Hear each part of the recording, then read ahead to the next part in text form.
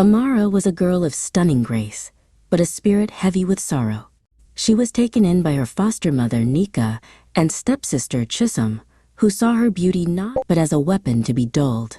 While they lived in comfort, Amara toiled, her days measured by the rhythm of their cruelty. Nika and Chisholm knew they could not endure Amara's eventual good fortune. Over clinking teacups, they hatched a plot. To bind her to a fate so wretched, her beauty would be forever wasted.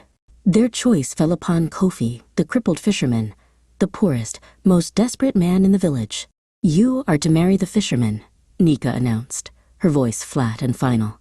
Amara looked from her mother to her sister, the betrayal a bitter taste on her tongue. It was not the thought of poverty that crushed her, but the calculated malice, the sheer, heartless effort to destroy her hope. On the day she met him, Amara walked with the quiet dignity of a queen going to exile. Kofi was not unkind. His eyes were deep pools of surprising gentleness, but his clothes were patched and his gait was compromised. She did not rail against fate. She looked into his eyes and gave a small, resolute nod. "I choose grace, even here." The fisherman's hut was small, smelling of salt and the sea, but it was theirs.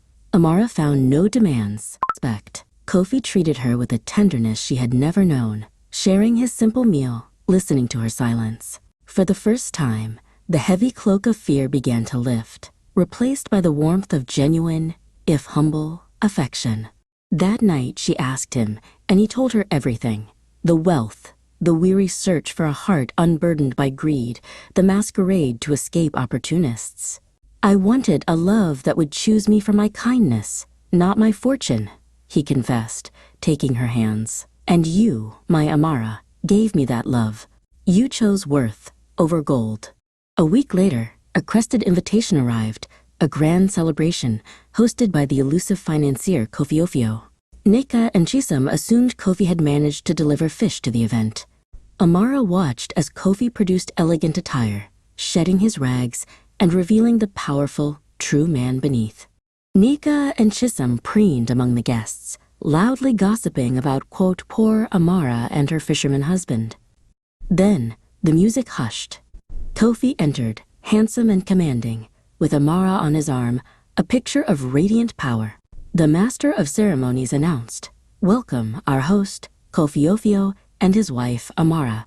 Amara stood tall, no longer the girl burdened by fear, but a woman anchored by love and self-worth.